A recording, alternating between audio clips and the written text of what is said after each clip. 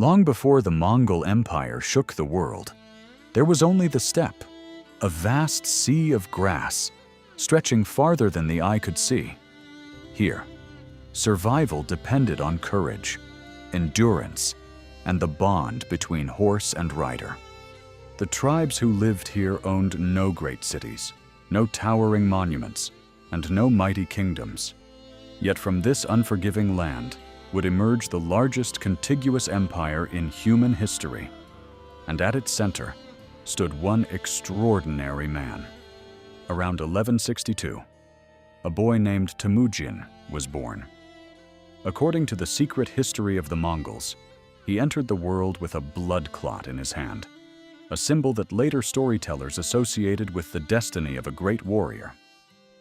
Modern historians agree that Temujin existed, but many details surrounding his birth belong to tradition rather than verified history. What is certain is that his life would change the world forever. Temujin's childhood was marked by hardship. After his father was poisoned by rival tribes, his family was abandoned.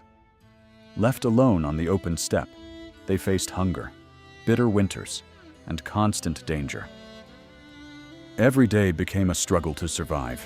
These early hardships shaped Temujin's character, teaching him resilience, determination, and the importance of loyalty. The lessons learned here would one day guide an empire. As he grew older, Temujin understood something many tribal leaders did not. Strength alone could not unite the steppe. Trust, loyalty, and shared purpose were just as powerful as the sword. One by one, warriors joined his cause, not because they were forced, but because they believed in his leadership. A new future was beginning to take shape. The lonely boy who once struggled to survive had become a leader, but uniting a handful of followers was only the beginning.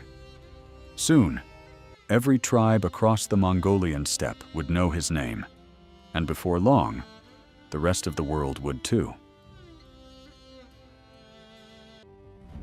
By the end of the 12th century, Temujin was no longer struggling to survive.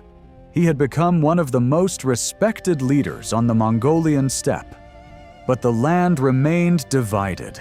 Powerful tribes fought constantly, breaking alliances, raiding settlements, and competing for dominance. Temujin believed the endless cycle of conflict had to end.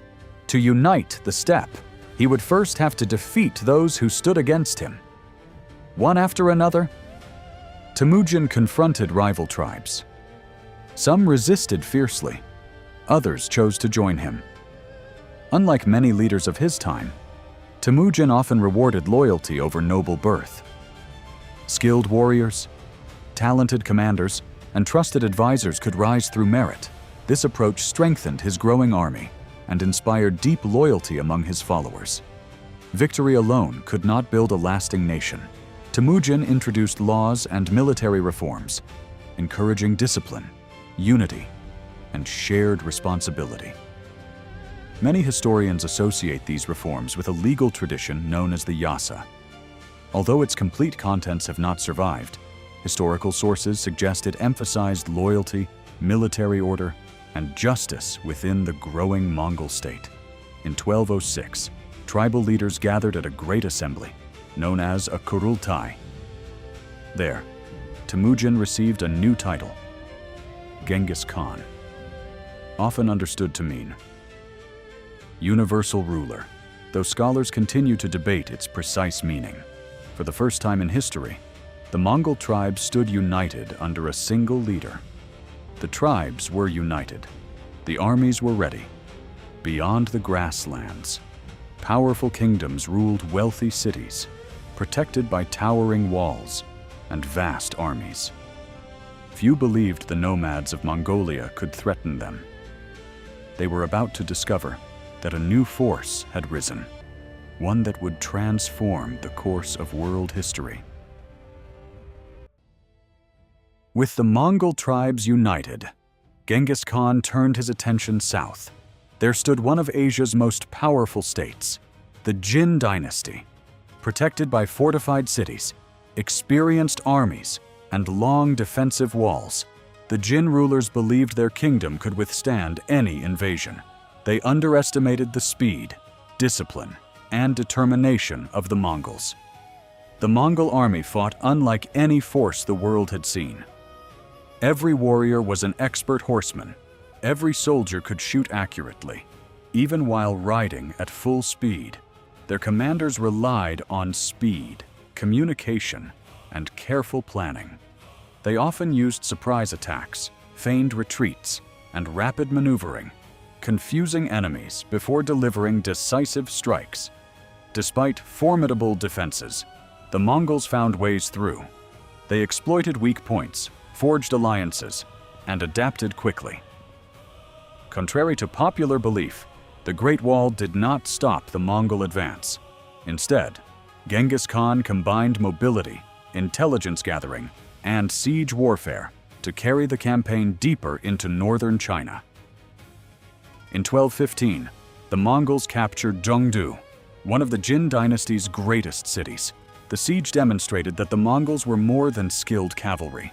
They had learned to master siege warfare, often using engineers from conquered lands to build powerful machines. The victory shocked neighboring kingdoms, proving that even heavily fortified cities were vulnerable.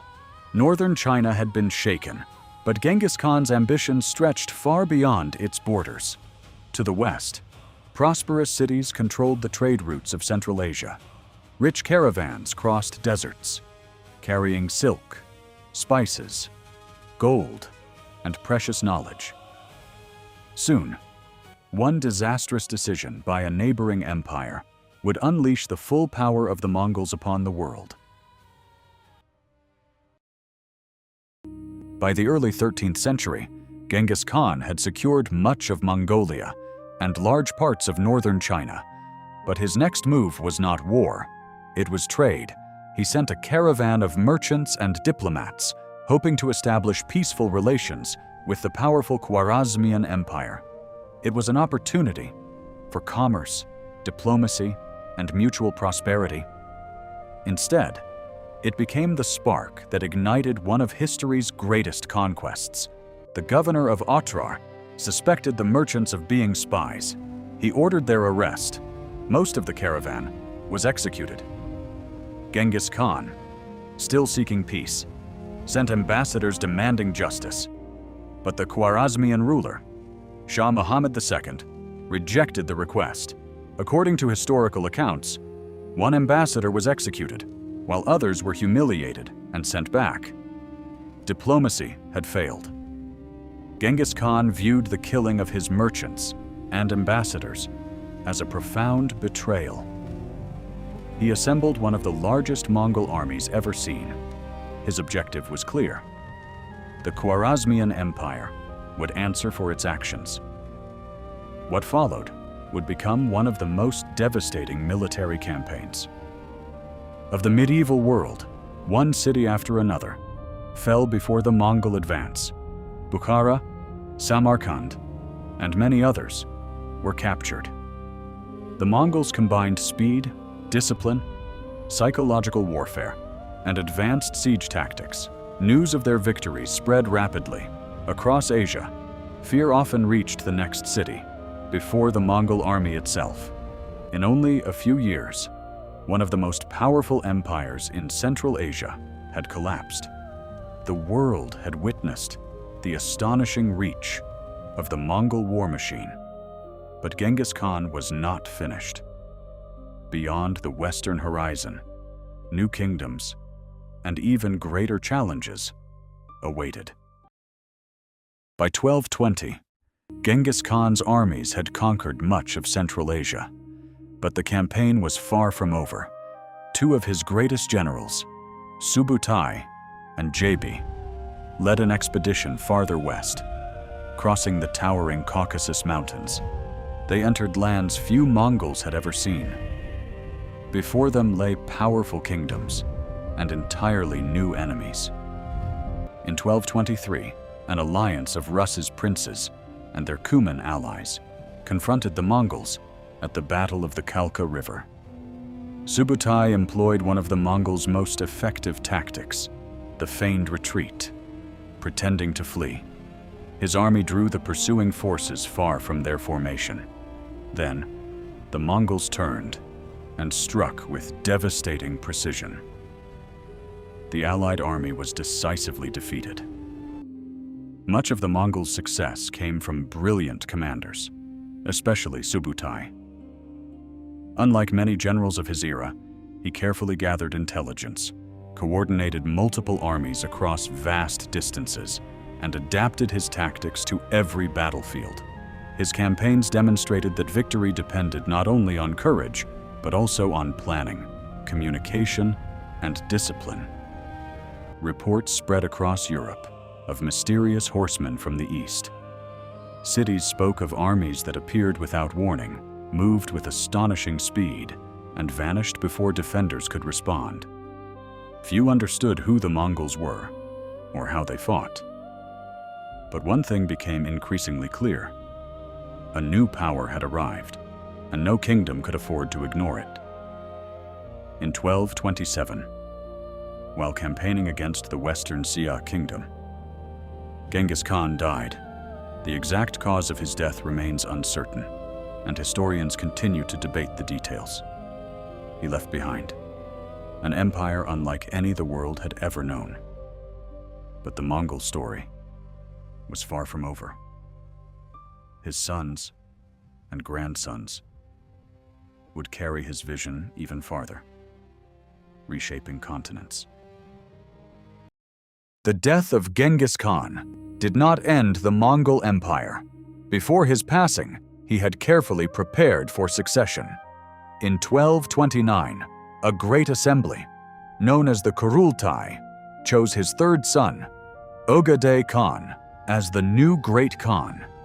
Under his leadership, the empire continued to expand, farther than even Genghis himself had imagined.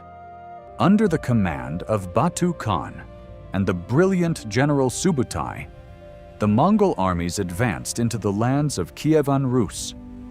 One by one, fortified cities fell, even harsh winters, frozen rivers, and dense forests failed to slow their advance.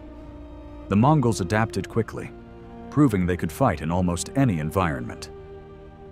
In 1241, the Mongols entered Central Europe.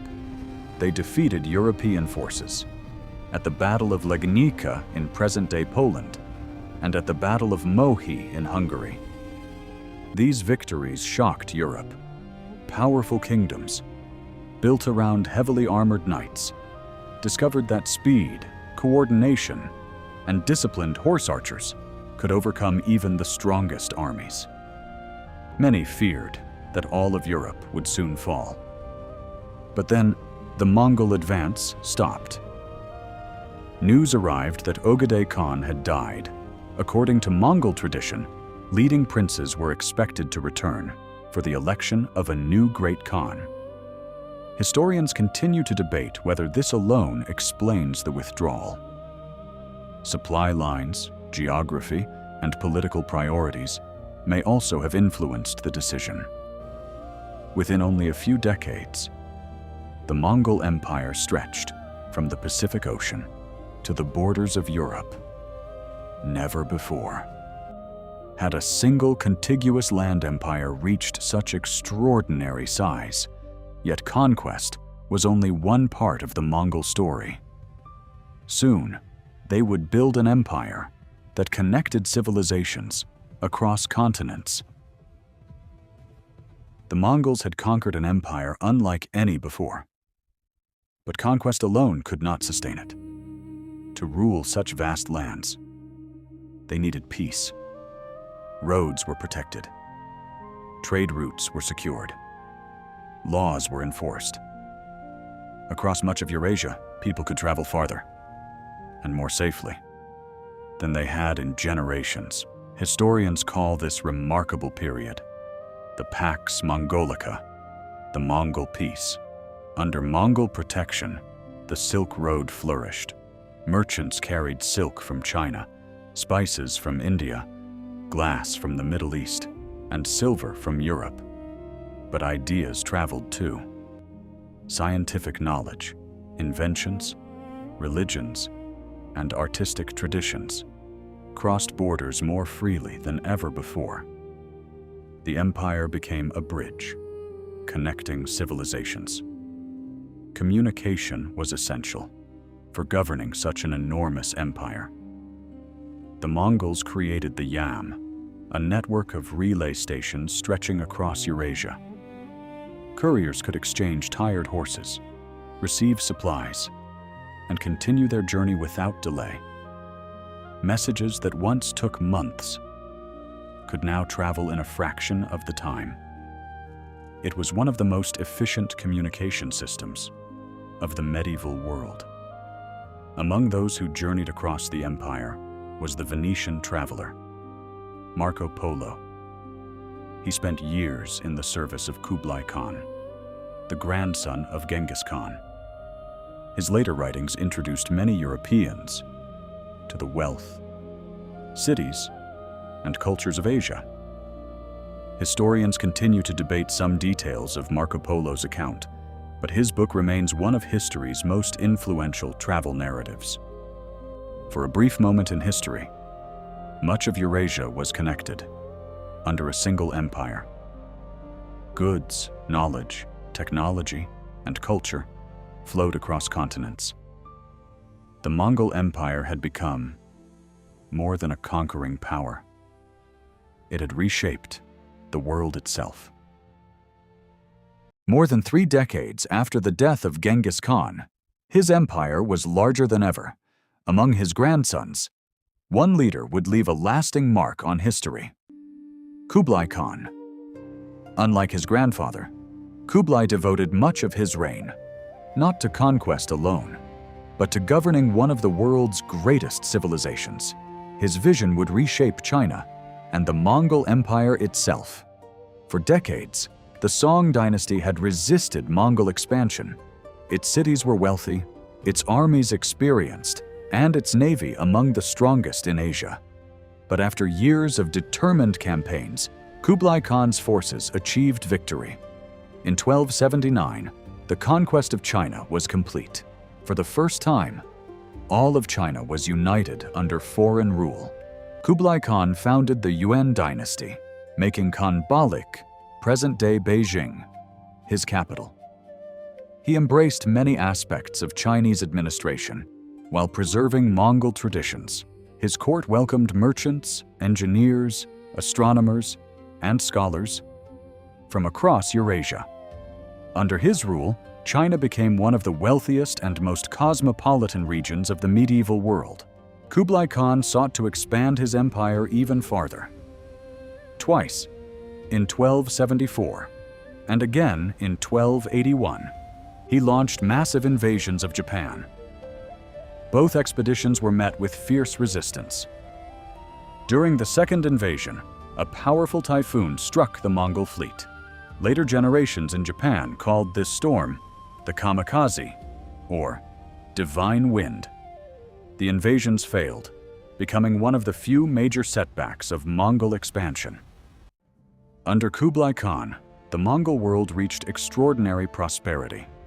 Though divided into several khanates, its rulers remained connected by shared history, trade, and diplomacy. Yet beneath this remarkable achievement, new divisions were beginning to emerge. The greatest land empire in history was approaching a turning point. At its greatest extent, the Mongol Empire stretched across much of Eurasia. But governing such an enormous territory was an extraordinary challenge. Over time, the empire became divided into 4 major khanates.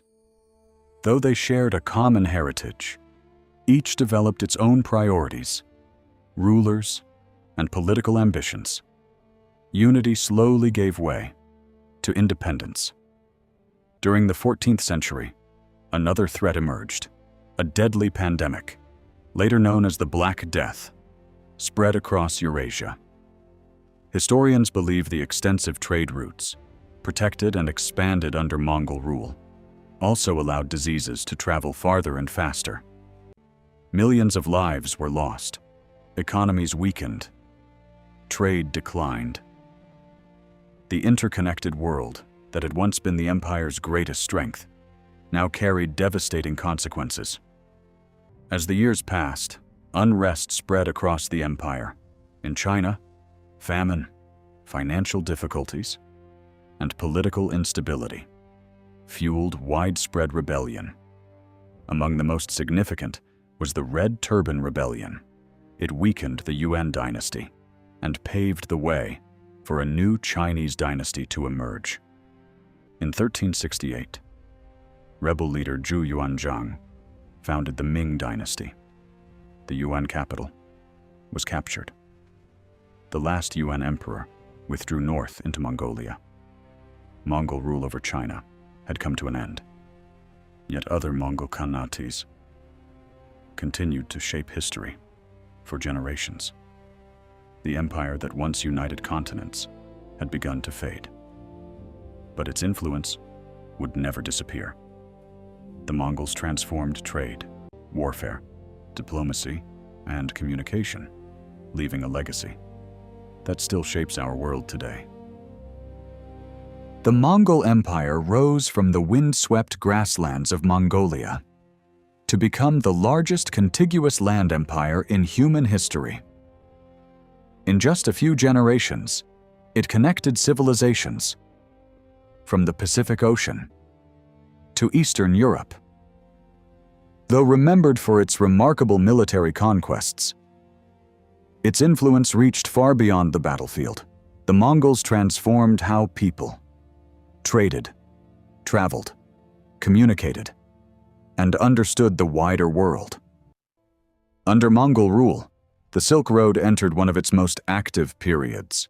Goods crossed continents, but so did knowledge. Scientific discoveries, technologies, artistic traditions, and religious ideas traveled between East and West.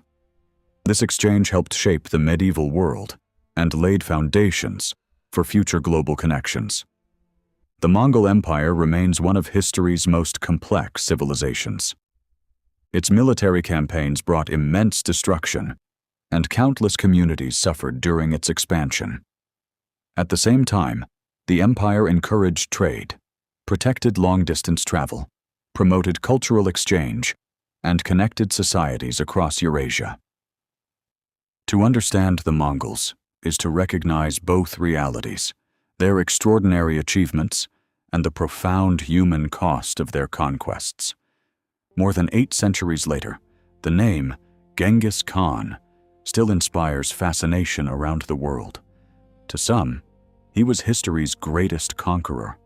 To others, he was a visionary leader who united divided tribes, transformed warfare, and reshaped the political map of Eurasia. His legacy, like the empire he built, continues to be studied, debated, and remembered. Empires rise and empires fall, but their stories continue to shape the world we inherit. The Mongol Empire was more than a tale of conquest. It was a turning point in the history of humanity. A reminder that ideas, cultures, and civilizations are forever connected across time. Thank you for journeying through history with us. If you're passionate about the hidden stories that shaped our modern world, subscribe to this channel and join our community. Drop a comment below on which historical era we should uncover next. Until next time, keep exploring, keep learning, and keep history alive.